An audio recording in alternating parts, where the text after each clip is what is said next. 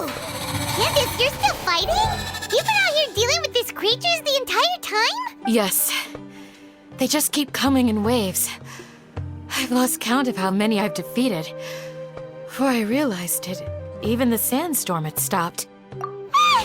Here comes another wave! Leave this round to us.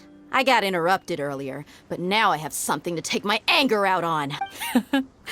It's been quite a while since I've seen the Flame Mane in action. I'll leave these to you then. I'll be sure to put on a good show. Let's go!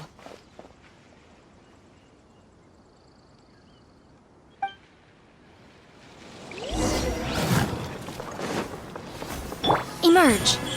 Right now. One with nature. Enshroud. Here comes another wave! When are they ever gonna let up? Emerge. Time to go. The wind knows me. Can't see? The creature stopped appearing. Was that the last of them? What we fought just now was probably the aftermath of the sandstorm.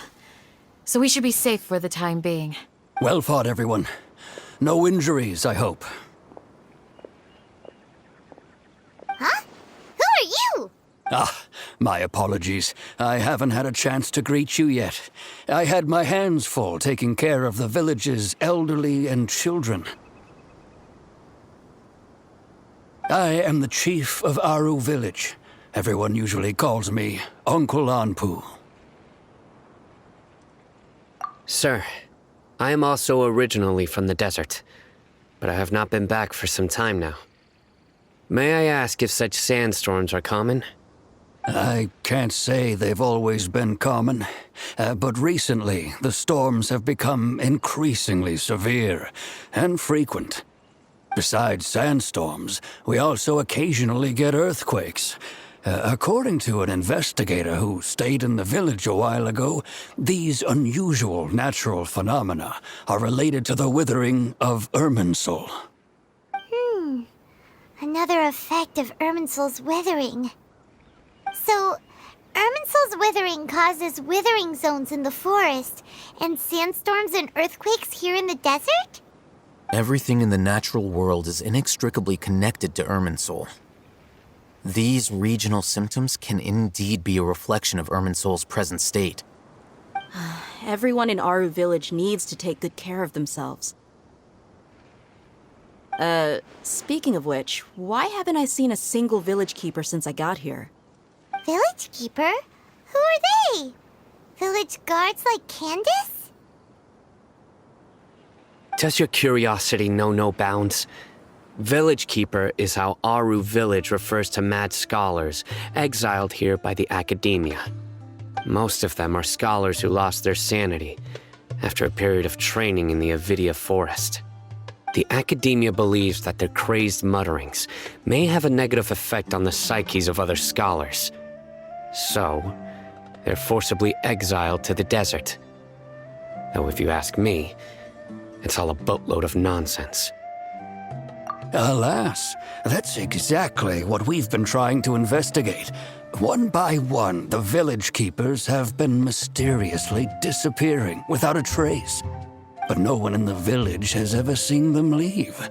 If you're planning to stay around the village for the next few days, I'd appreciate it if you could keep an eye out for them. I've had encounters with those people in the past. I'll see what I can do to help. The Matra are the ones responsible for their exile. Now that you're no longer with them, are you trying to alleviate your guilt and atone for your past sins? I'm fascinated by how you think. Mock me if you will, but if you are guilty, I will eliminate you, regardless of my position or identity. Oh, you're the former General Mahamatra. You must be an expert in these kinds of investigations. Thank you for your help. Is it because you're reminded of Hypatia? Oh, these poor scholars. First they lose their sanity, now this! We need to help get them back home, safe and sound. But, Is it really a good idea to tag along with Sino? You seem like you really don't trust him. I'll be grateful for the assistance. No doubt you will do a better job than some of my former subordinates. Let's start by finding a spot to share what we know so far.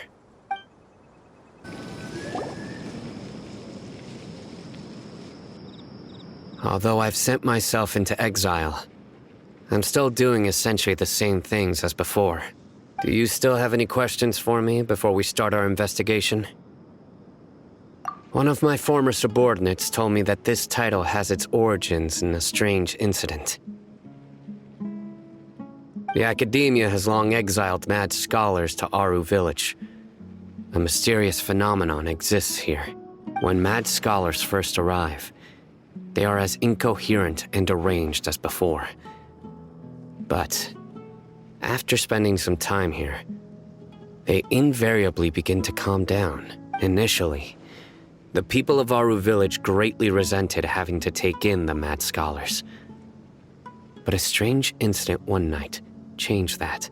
Aru Village was struck by the strongest earthquake in living memory. Seeing buildings on the verge of collapse all around him, the then chief of the village was preparing to take everyone to safety.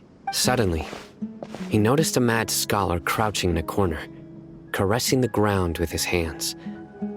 A soft, green light radiated from him, like a divine glow against the backdrop of night. Despite the powerful tremors that ripped through the ground that night, all the houses remained upright, almost as if they had grown roots reaching deep into the ground. In the end, not a single building collapsed, and no one was hurt.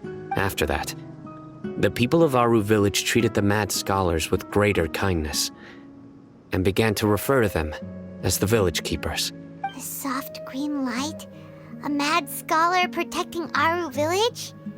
What do you make of it, Traveler? Paimon thinks so too.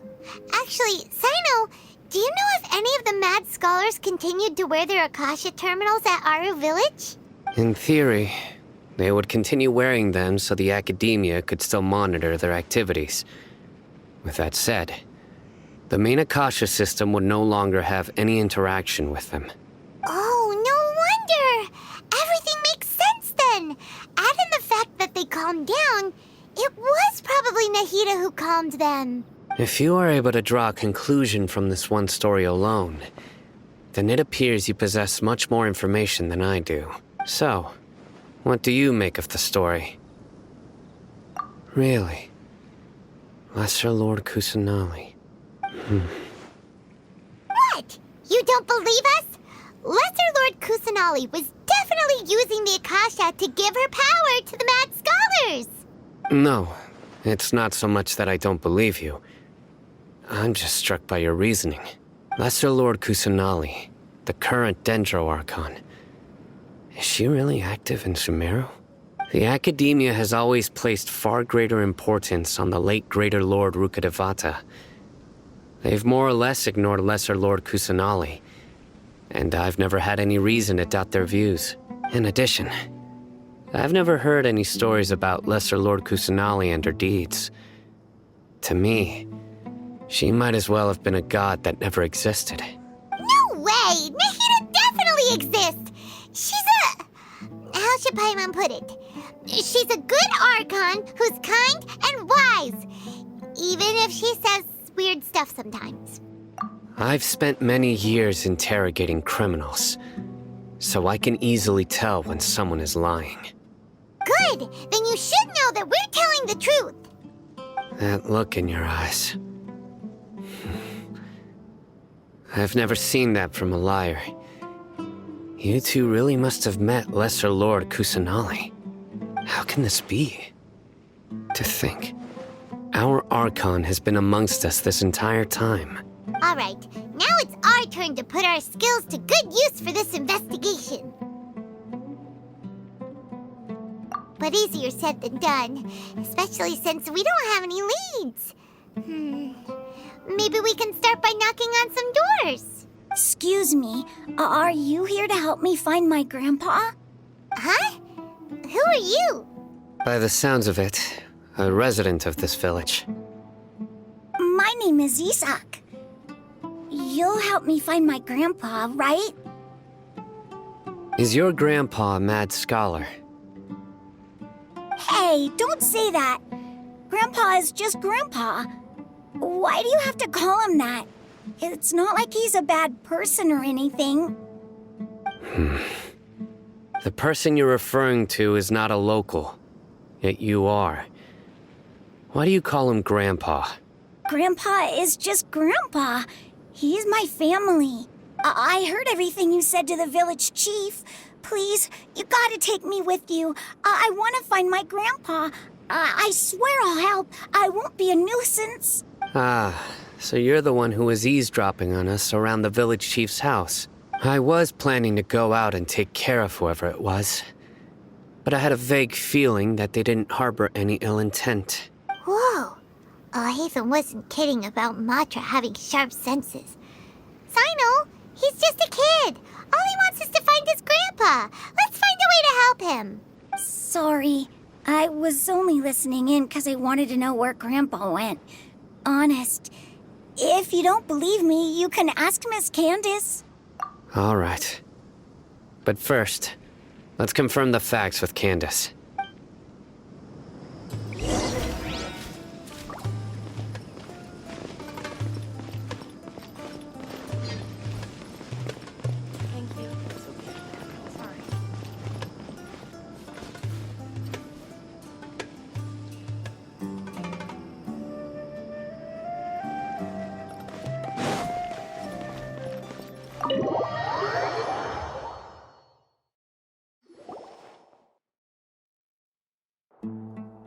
Sino is super vigilant. Is this what all the Matra are like? Ah, you're back already. We just wanted to confirm something with you. Do you know a boy by the name of Isak? I had a feeling he'd go looking for you. Huh? You knew this would happen? Yes. Although he tried his best to stay hidden, I still noticed him eavesdropping outside the window. He really wants to get his grandfather back. Isak's parents were both Aramite mercenaries who rarely returned to the village after finding employment in the city. He was raised by his grandfather. Unfortunately, it was only a few years before his grandpa passed away. Isak was still very young at the time, so various families in the village took turns caring for him so he could survive. Later, an elderly mad scholar arrived at the village. Isak thought the scholar bore a striking resemblance to his grandfather, and thus often spied on the man. However, the scholar was unkempt in appearance and incoherent in speech. Although Isak referred to the man as his grandpa, he was afraid and didn't dare to approach him. One summer night, the oft mumbling and bumbling grandpa suddenly calmed down and seemed to become more lucid. He even noticed Isak hiding in the distance. So Grandpa walked up to Isak and patted him on the head. He even took Isak to the entrance of the village, where he patiently taught the boy the names of the stars, and accompanied Isak until he fell asleep. The next morning, Isak woke up and wanted to go find his grandpa again, only to realize his grandpa no longer recognized him. However, even so, Grandpa retained his calm expression. It's said that those who saw the scholar claimed he no longer appeared to be crazy, but appeared to be living in his own world, almost as if he were sleepwalking. Isak was thrilled that his grandpa was able to find peace, and would follow him all the time, asking him things like, "Grandpa, want me to take you somewhere fun?" Or, "Grandpa, could you tell me stories about the stars again?" All this somehow just makes Paimon feel really sad. It seems like they both deserve so much better. Perhaps. Nearly everyone who lives in the desert has some form of hardship or regret. But even so, we must still continue on with our lives. It's also my reason for fighting. I must continue to protect this land.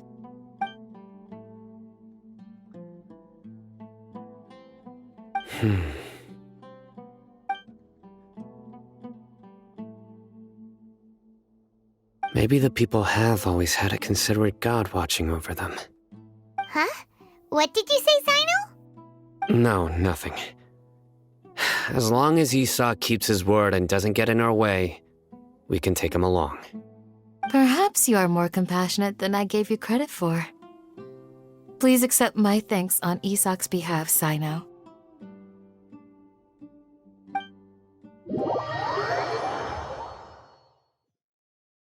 Hey, Isak! Oh, it's you guys! We've cleared everything up. Let's go find your grandpa. Really? Wow! Thank you so much! Yeah! All right. Let's ask the local residents some questions first.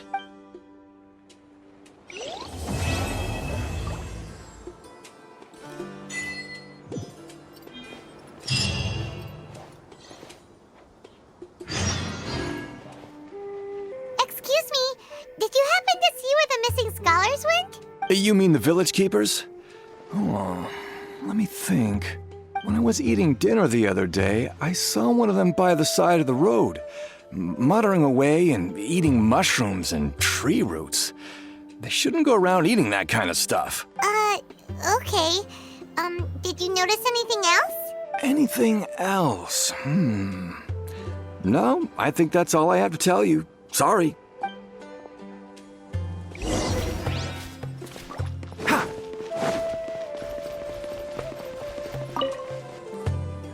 The scholars that have gone missing. Have you seen them? Those eyes. Those fierce eyes. You look like a real fighter. Don't change the subject. Right. You were asking about the the mad scholars. I think it's been a few days since I last saw them. I usually go to bed pretty early, so I'm not too familiar with what goes on at night. But honestly, I feel quite sympathetic towards them. Even though they act a little strange, they've helped me in the past. If it weren't for them, my house would have collapsed long ago. Do you also think Grandpa and the others are good people? Grandpa? Oh, hello there. It's little Isak. You mean that nice man who looks like your grandpa's long-lost twin, right? He was actually the one who protected my house. I saw it with my own eyes. He happened to be staying near my house that day and was doing something with his hands on the ground. It still feels pretty surreal now that I think back on it. Did someone teach them how to do that? Well, whatever the case, I'll always be thankful to him and whoever taught him to look out for others. I'm pretty sure that if I ever went mad, I wouldn't be able to do anything like that. Gotcha. Thank you. Sir, have you seen my grandpa recently? You know, the one who likes to sit and space out near the village entrance. Oh, well, if it isn't Isak. Oh, your grandpa, huh? It's been a while. The last time I saw him, he was spacing out by the road as usual. I went and asked him if he'd like any of the food I had prepared, despite my wife's protests. Like many people, she's really quite terrified of them. And speaking of my wife, she's still always complaining about how I don't make enough mora. That might explain why she's always mad at me. Oh, thank you. Thank you for taking care of him. It was nothing. You're looking for him, right? Did he go for a walk and get lost? Yeah. Oh, that's no good. Well, once you found him, come by my place again and I'll cook a little something for the both of you. I've known you since you were very young. So as far as I'm concerned, you're family. Please feel free to come by any time. Wow, what a nice guy! Okay. Thank you, sir. Huh? Don't say anything for now. Isak, stay here. Let's head over there. Stay quiet as you move.